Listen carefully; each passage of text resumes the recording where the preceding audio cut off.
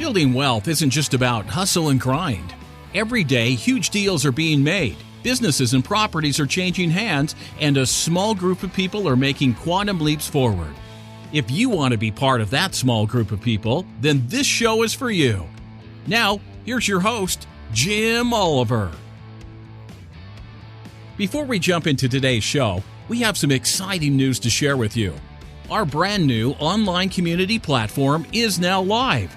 Get access to free on-demand in-depth training courses on topics like infinite banking, cryptocurrency, real estate investing, and much more. Just go to community.createtailwind.com.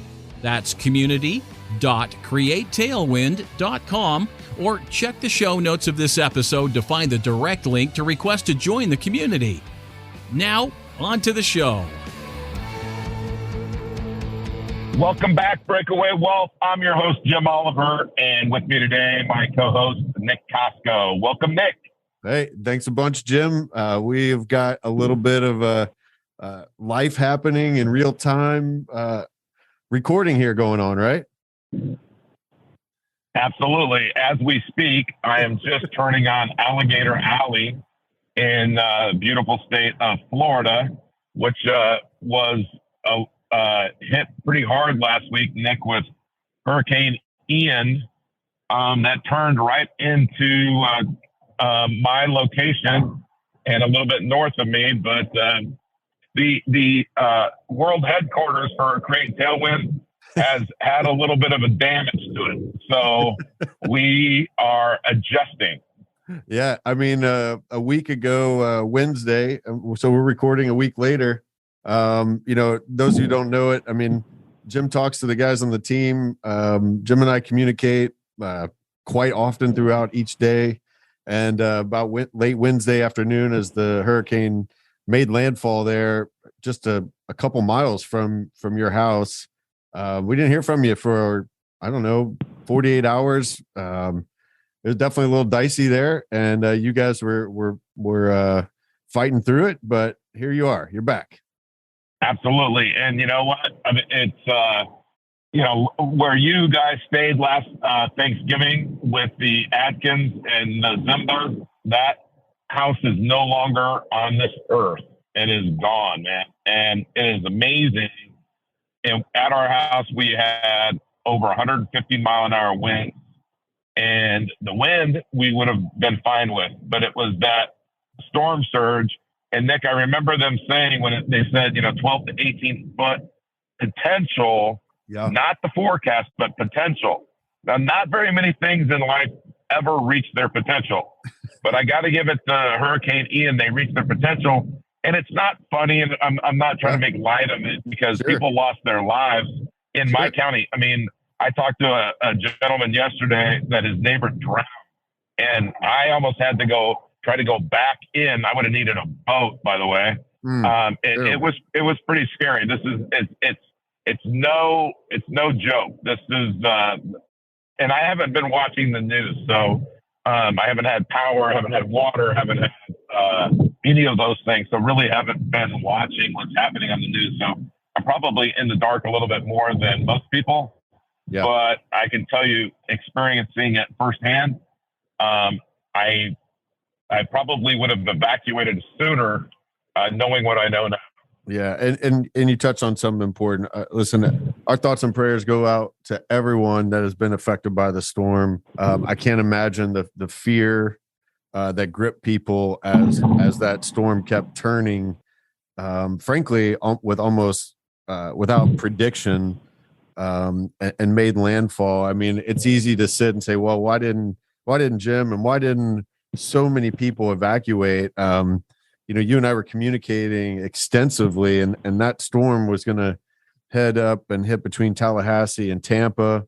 By the time they were asking you all to evacuate, and I don't remember if you telling me this, but they're like, oh, you can't go across Alligator Alley because that might flood. 75 was already bumper to bumper traffic. Gas stations were already saying they were out of gas, and it wasn't supposed to be a direct hit. And you kind of get boxed in, and a lot of people unfortunately lost their lives and their livelihood because of that. And that's terrible. I mean, they actually had to turn people around during the evacuation at one point because you don't want to get stuck out in the open. I mean, it's just truly a no-win situation for so many people, and our hearts go out to everyone affected like that. Well, across Alligator Alley, Nick, this is normally about an hour drive when you go about 130. No, I'm just kidding. It's about an hour drive across Alligator Alley, thereabout. But okay. It was 4.5 hours, and there were tornadoes down there. So it's kind of like, okay, which one do you choose? Well, I'm gonna go in with my house and stay in my house and with 150 mile an hour wind versus be in my car with a tornado. So, but there aren't any easy decisions, and there aren't any easy solutions when something like this happens. And as you already know, Nick, this is my second 500-year event. Yeah. Now, I know that I look old on camera, but I'm only 57. And again, I went to public school, so my math skills are not exceptional. But I don't know how the math works on two 500-year events in the last 12 years. Okay. Yeah. I mean, to everybody listening, listen, we're not going to talk about Jim's story here for 30 minutes. So please stay tuned here. What we're going to talk about is that life happens, right? Yeah, exactly. People are going to have life happens, things all day, every day. It just so happens that the host of Breakaway Wealth here had one that everyone knows about, right? And what I appreciate at one point, I actually texted Jim, I think maybe on Friday night, when everybody knew you and the family were good. It was like, well, I'm grateful that you're one resilient SOB, I think was my text. And and so what we're going to talk about today actually is what do you do in a crisis, and what do you do? How do you handle adversity? Jim and I actually saw each other a couple of days ago, and we were just talking with a mutual friend of ours about this. And then in our devotional today, this was actually the theme, and it was, I mean, it's not by chance, right, that we were scheduled to have this conversation, and that was our devotional. So we're going to just kind of wind all this together. So Jim, why don't you start off kind of just sharing what you were talking about with our good friend Josh the other night, and kind of what do you do in a crisis situation? Because there are some stages of this, right? Yeah, and I think they're similar to stages of grief, right? I mean, everybody talks about there's the stages of grief, that cycle. Well, the first thing that you do, like when something hits like this hurricane and it damages, and again, like you said, we're not going to talk about my story so much, but my house got water, my car is totaled and destroyed, and basically we're having to throw out a lot of our possessions, right? Okay, yep. And they're just possessions. They can be replaced. And, like somebody said to me earlier, nobody has cancer. Nobody died, right? So in our family. So thank God for that. We are grateful. We feel blessed. So what happens is you have this denial. Well, hey, it's not going to hit us. And then even when the event's happening, you're like, hey, you know what? Maybe my house was okay. Maybe the water didn't get that high. Yeah. And then you start to slowly accept that it did happen, right? And it happened to you. Yeah. And then you still fight like the reality of it. Yeah. No, you're going to have to tear out your floors. You're going to have to tear out your cabinets. You're going to have to tear out drywall. And then you hit the reality of this supply chain because of COVID, right? Yeah. And you hit the reality of 30 weeks to get cabinets. Well, 30 weeks, again, I'm not great at math, but that's about 7 months. So you start to accept, right? And that acceptance is important, because what follows acceptance is when you start to fight back. That's when the resiliency comes in, and you say, you know what? Okay, here's the to-do. here are the action steps. We're going to make progress every day. Maybe today we're just going to rest because it's consuming at times. So we didn't have water, we didn't have power, all of these things. We had food going bad in our refrigerator. So we just took it all out. Our grill was working because we had gas. We, grilled up a bunch of food, took it around the neighborhood. Hey, you want a chicken breast? Hey, you want a cheeseburger? Whatever it was, because people were hungry. We didn't have a lot of food readily available. So you have to take action. Like we've talked about before on the show and other things, is the first step is to take action. Okay, here's my checklist. Here's what I need to do. If I do these steps today, am I going to feel better about what I'm doing? So you take action, and then something kind of magical happens. Is you get this fire, and the fire comes from not letting the situation win. Whatever that adversity is, I'm not letting it win, right? And then you have to think, I'm going to be bigger, better, and I'm going to step up, not step down as I come out of this adversity. So it's funny that we're talking right now, Nick, because I'm literally driving in my new car because my car was totaled, and I got a nicer car. I got one step up and 2 years newer than my last car. And, I could have said, well, you know what, maybe I should just get something less just for now. But no, okay. Like all of my electronics to do our Zoom meetings, podcast recordings were fried. Well, I just got shipping confirmation that tomorrow all my stuff's being delivered, and it's all upgraded. It's all newer, upgraded, a better setup than I had before. And I had a great setup, as you know.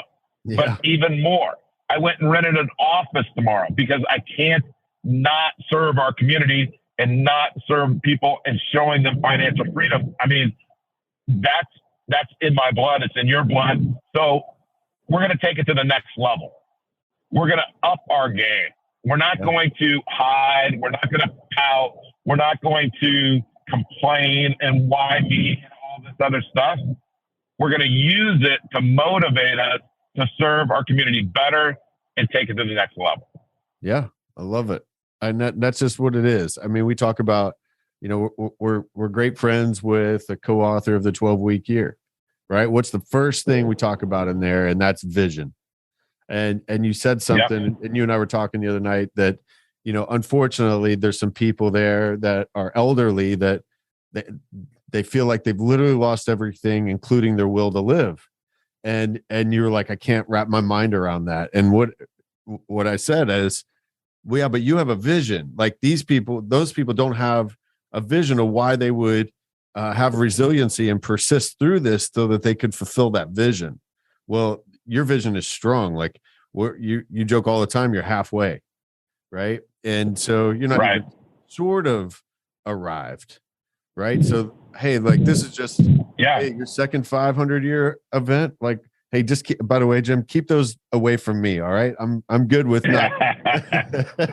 we've had our own adversity in the house, as you well know, but that I don't want that stuff. So, but you got to have a strong vision, and if part of your triage is, hey, am I okay? Right, that's okay to take that time to do that. But then, hey, everybody's good. Now, what's my why? My why is my vision. Why am I getting up? Hey, well, in my house, I got 4 kids and a wife that are counting on me to not lay around licking my wounds, right? You've got this band of people around you that are counting on you, expressing your unique ability and teaching financial freedom. There's tons of people that know and don't know you yet that are counting on you, right? And that's your unique ability, and you're ready to do that. Now you got to take time to take care of yourself. Sometimes the guy that just all he does is help people, and I'm saying this to the audience, sometimes the guy that is helping only knows how to help everyone else needs to accept a little bit of help so they can get back to helping everyone, right? So absolutely.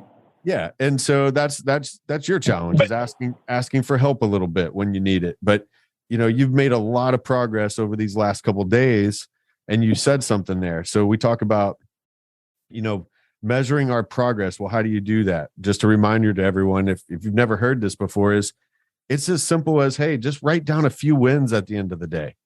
Like you and I have said a lot of times these last few days, hey, you're making progress.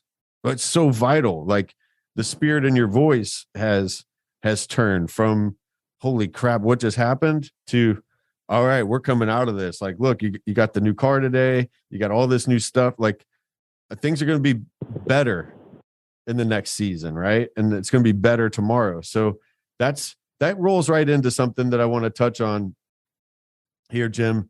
I want to give credit to the author of our devotional today. Her name's Deborah Smith Pages. She's a former Fortune 500 executive and author, a best-selling author multiple times over. But she went through the strategies for handling adversity. And Jim, I just loved, frankly, the first one. And she just says, maintain a good attitude, right? Life is short. Yeah. It's about how we think. It's okay to grieve. It's okay to be sad about something, right? It's okay to say, damn, I really liked that car. I really didn't want to throw away that golf bag, like whatever. Like, hey, but you flip that script pretty quickly. What would you add to that? Yeah, I think that it's like the way that we wrap up our show every week is it's Earl Nightingale. I mean, it's what you think about matters, right? What you think about, you will become. So if you have a bad attitude, then you'll have bad results. And it's all about your attitude. It doesn't matter what happens to you. It's your attitude towards what happens to you. And, there are so many people out there that they let that get them down and they let it get them back in the herd. Like, well, you know what?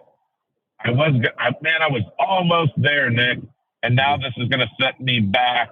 And now I just, maybe I just need to focus on saving money. Maybe I need to focus on doing my job. And they I don't want to say they give up, but they just get down. And you got to have the right attitude, which is you can't let something beat you, right? I mean, you have to think, how am I going to, Viktor Frankl talks about tragic optimism. We talked about that last couple of weeks. That's having the right attitude. Yeah, absolutely.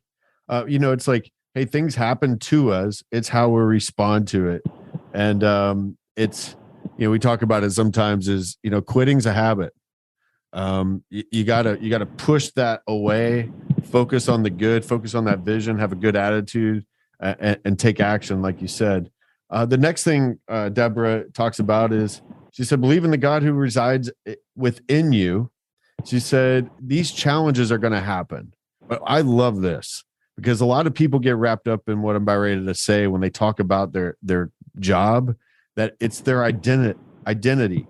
These challenges don't define you one iota. Right. Could you control which way Ian turned last week? Absolutely not.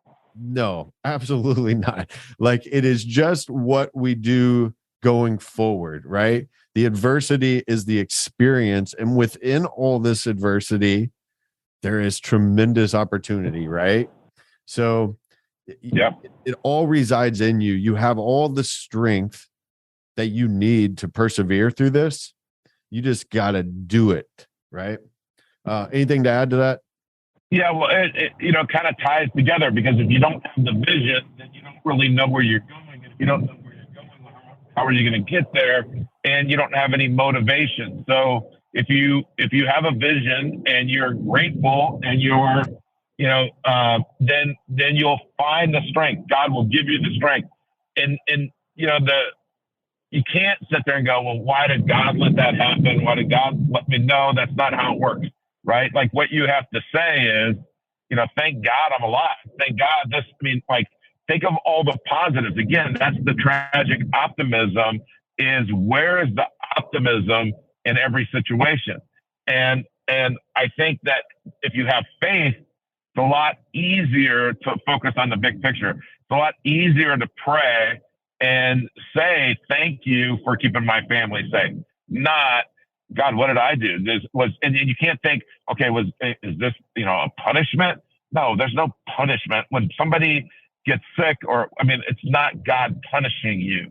Yeah. And that's the Old Testament. If you haven't read the New Testament, the Old Testament is the problem. The New Testament is the solution, right? So, if you haven't read the New Testament, let us know. We'll send you one. Okay. Well, so the next one is Deborah says we need to rely on our support network. And so this is just perfect.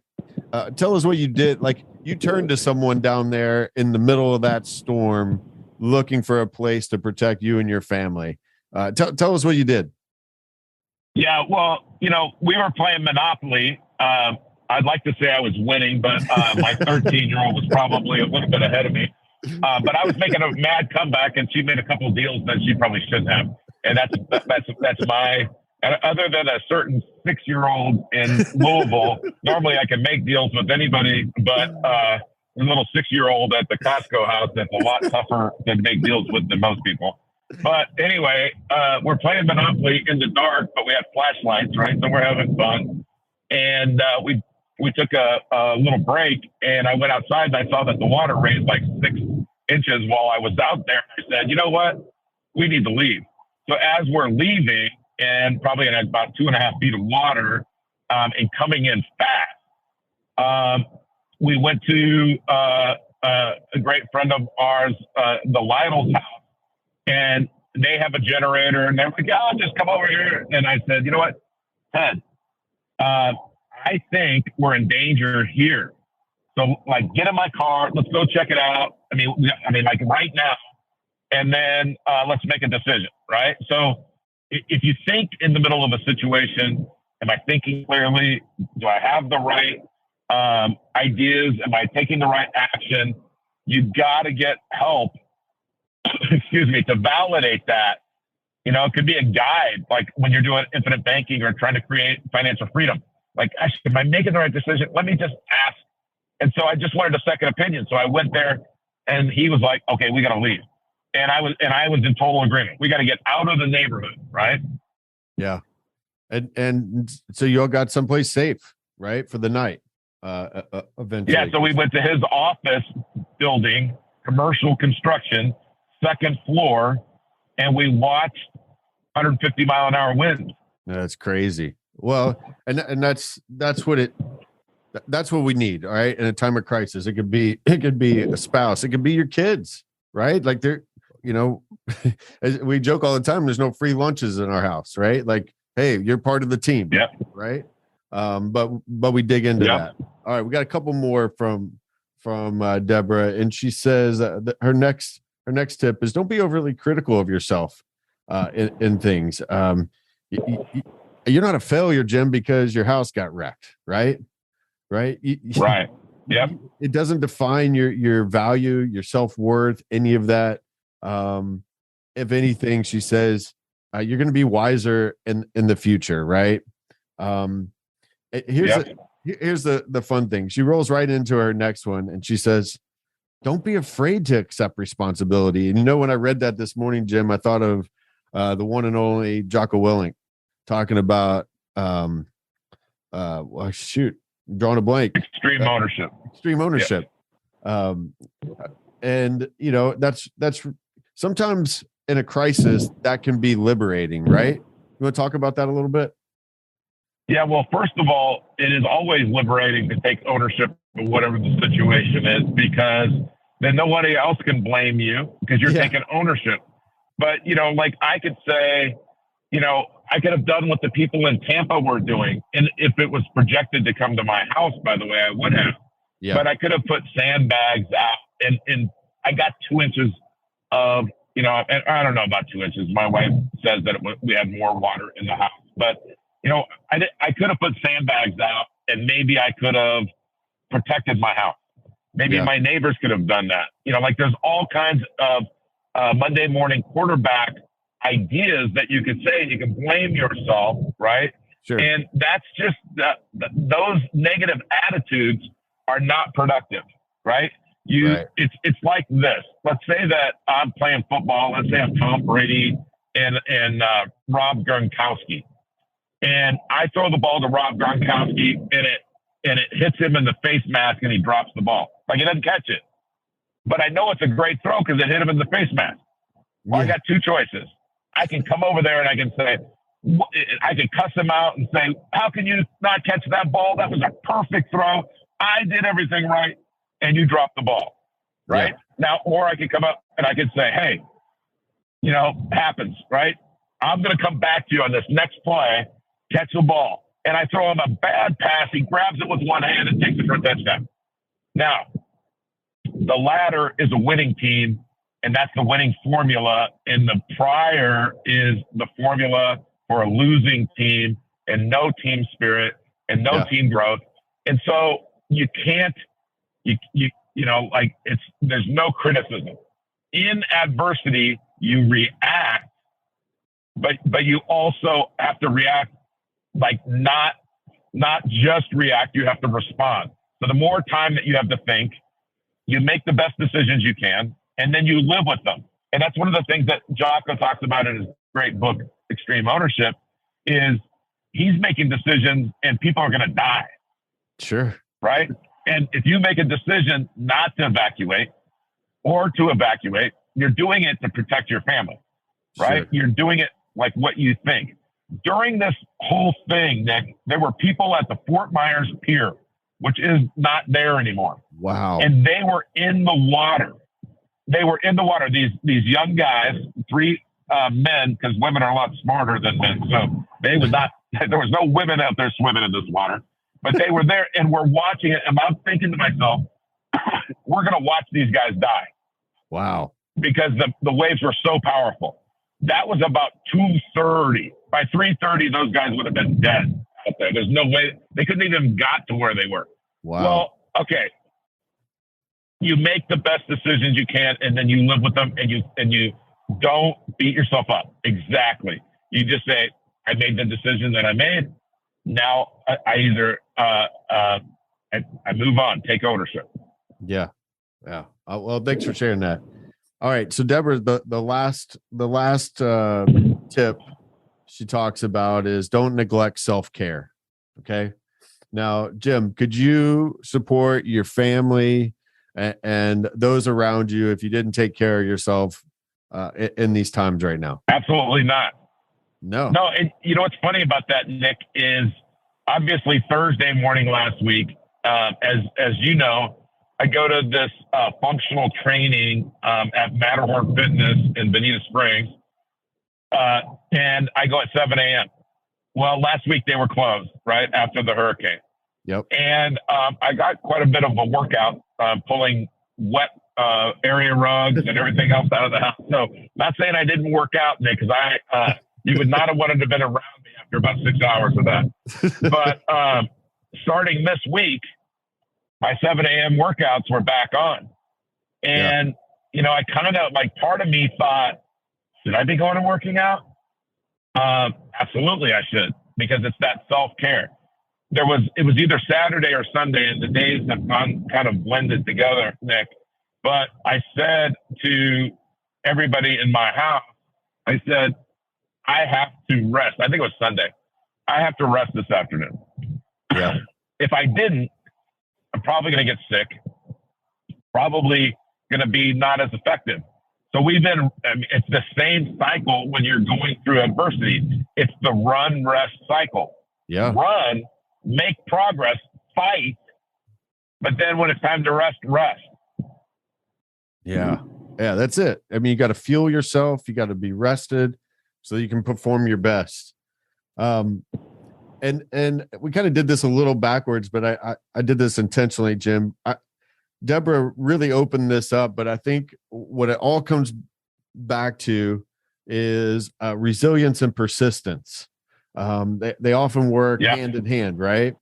And Deborah says, she says, while resilience refers to bouncing back after enduring a crisis, persistence refers to the ability to steadfastly pursue an objective despite opposition, delays, or other disadvantages. When I read that this morning, I was like, you know what? I've come to really appreciate recognizing when someone has grit, right? Like that's what persistence is to me. Like you're not quitting. We say all the time, you only fail if you quit, right?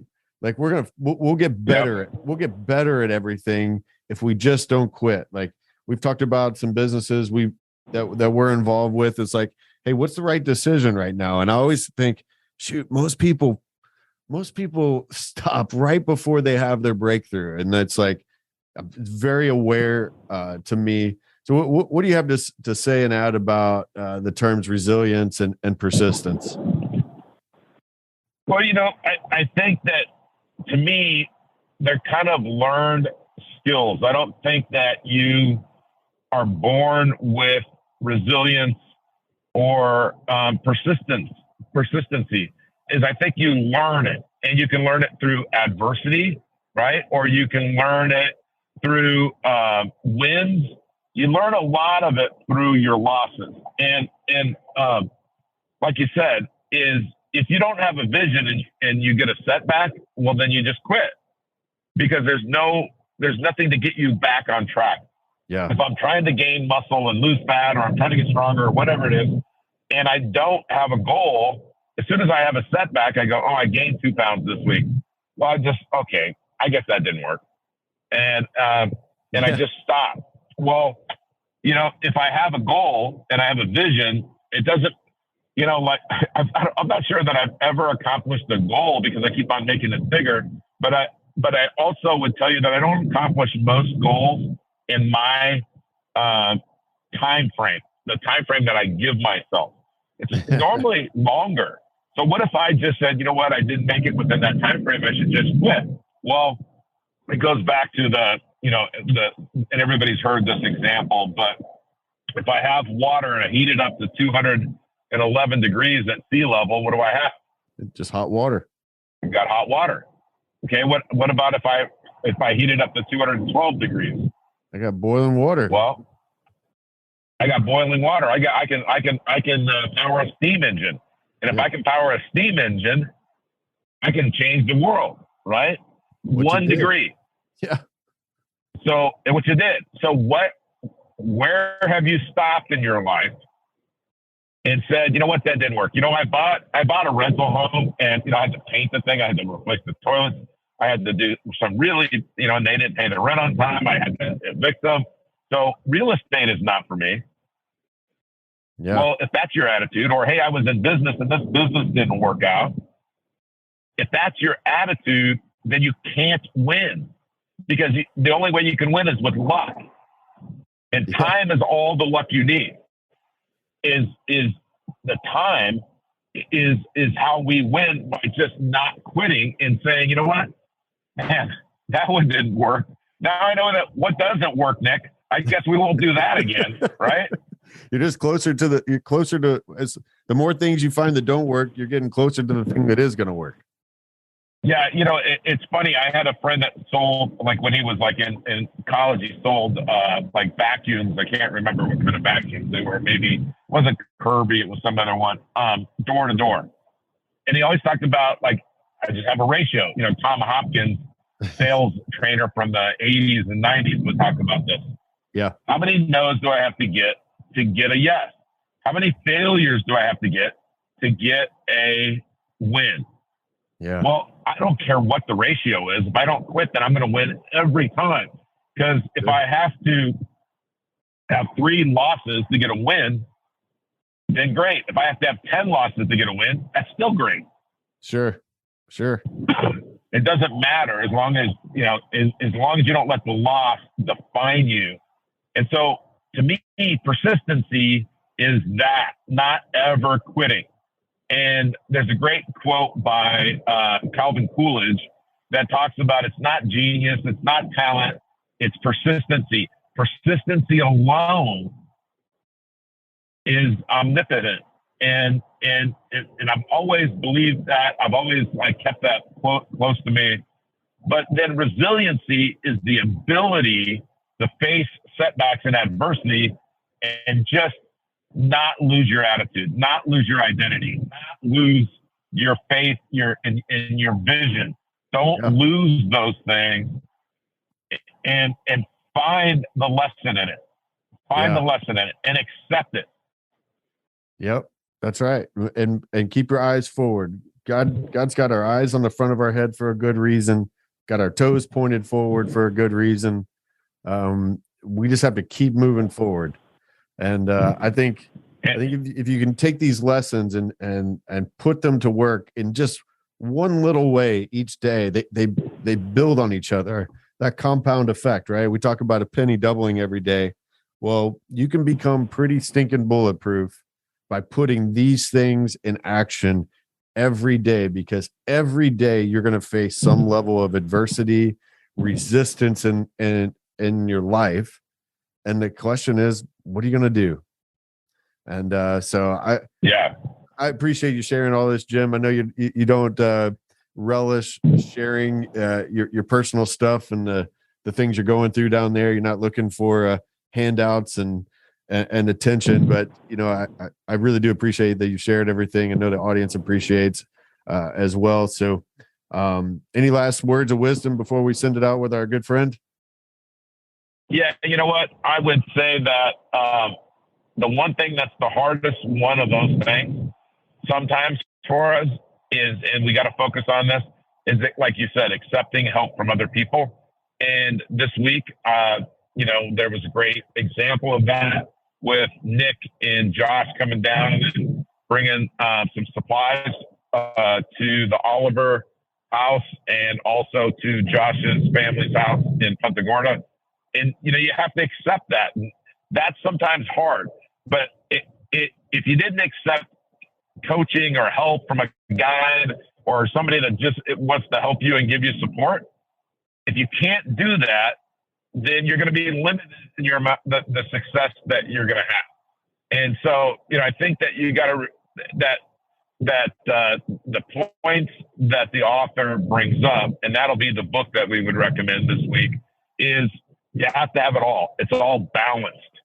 And again, it's a lot easier to do when you have faith. Yeah. Well, listen, thanks a bunch for all that. You want to send us out to our good friend Earl? Yeah. Just remember what we're talking about. This whole thing is breaking out of the herd, breaking away. And the first thing you got to do before you do all of this is you got to do what Earl says. And so take it away, Earl. Thank you, Nick, for being with us. And just never forget the strangest secret. Here you go. All right, buddy. Take care. Here's the key to success and the key to failure. We become what we think about. Now let me say that again. We become what we think about. Once again, thank you so much for taking the time to hear what was shared on today's podcast. If you are looking to discover new wealth building strategies, then go to community.createtailwind.com. That's community.createtailwind.com to join our free online community and get access to free courses and in-depth training videos designed to help you build wealth and break away from the herd. Click the link in the show notes to access the community today. Thanks again for listening.